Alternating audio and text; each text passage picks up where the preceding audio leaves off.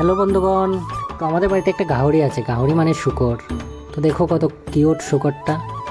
চলো এটাকে স্নান করিয়ে দিই। অ্যাকচুয়ালি স্নান করালে শূকরটাও ভালো থাকে এবং রোগ আসে না, এবং শূকরেরও আরাম হয়। শূকর বড়ও হয় তাড়াতাড়ি, প্লাস আরেকটা দিকে নিট অ্যান্ড ক্লিন থাকে, দেখতেও সুন্দর লাগে। কি সুন্দরভাবে স্নান করছে, ও নড়াচড়া করছে না।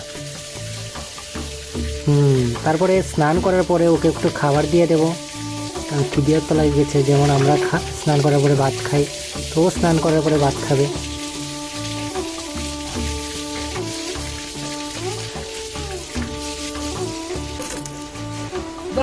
তো প্রথমে ভাত নিলাম একটা বালতিতে, তারপরে এটা একটা শুয়োরের খাবার বাজারে পাওয়া যায়, এই খাবারটা নিলাম।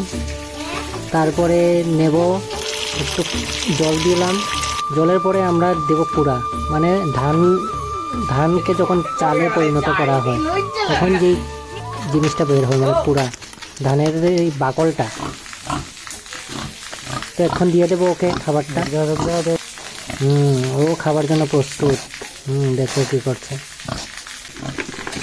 নে নে, খা খা, আরে পাগল, খা।